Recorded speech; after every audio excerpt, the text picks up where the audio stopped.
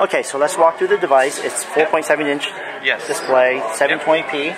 Correct. And is this one of the camera, or is that a sensor? This is the front-facing camera. This is a 2.1 megapixel front-facing camera. It does 1080p HD video. Also on the back is a 13 megapixel camera with 1080p with an LED flash.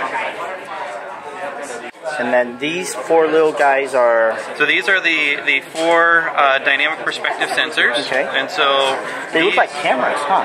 Like they work sensors? They're ultra low power cameras as well as IR sensors. And they work in concert together, so that basically you can achieve stereoscopic photos with those. So what happens if you and I are both in here? It'll actually get both of us, and it will lock on to one of the two of us. Gotcha. Okay. Very nice. And then you've got, there's a micro SD card slot on the left. Yes. This is that's the Firefly button. Okay, that's a dedicated Firefly volume rocker. So a short press of that button brings you into the camera, and a long press of that button brings you into Firefly. Ah, okay. So you can buy if you've got a lock screen.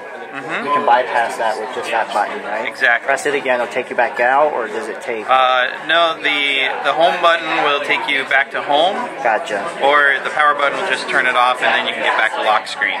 Okay, that makes sense. And then there's nothing over here. Mic and speakers, or are those both speakers? I'm not entirely sure, to be honest with you. USB. I know that there are speakers on that side. And what's this guy here? That's another speaker. So you get kind of. So it's stereo speakers. Within Dolby Digital Virtual Surround. Okay. All right. So now we've got the hardware out of the way. Battery life is what? Do you know what that is exactly? I think the specs are in the sheet. It's like I think 220 hours of standby.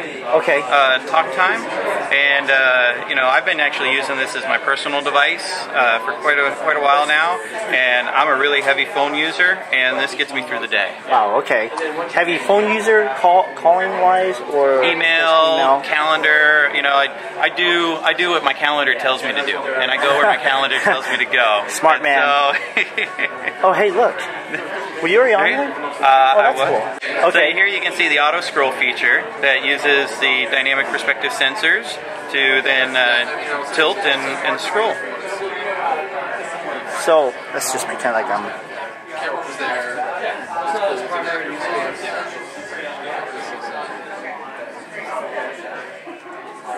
Is it supposed to tilt? So it's only going forward, or it'll tilt back. You need to bring it a little bit further back to you. There you go. Okay, got it. Because we try to give as much range to be reading. Okay, that makes sense. Okay, all right, and then. But the scroll speed is also controlled by how much you're tilting them. I see. And then if I want to go back and forth between pages, do I just flick, or?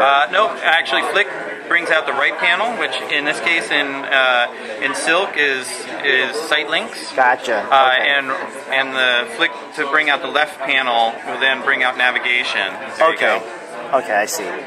And so we use that throughout the device, this concept of left and right panel, where left is for navigation within the applications or with home, and the right panel is for delighting content and additional information. Gotcha. All right. I'm good with that. Oh, let's check out what it looks like horizontal. Is the keyboard, is that anything new to Fire? This is a swipe keyboard. Oh, it is a swipe keyboard. Okay. Oh, okay. And so it's great. I know I love using it for one-handed typing as well. There's a lot of times when it's just more convenient to one-handed type. Okay. I want to bring up Android Community and see what it looks like, because that's one of our publications as well, too. Oh, absolutely. Our fans would kill us if we didn't bring it up.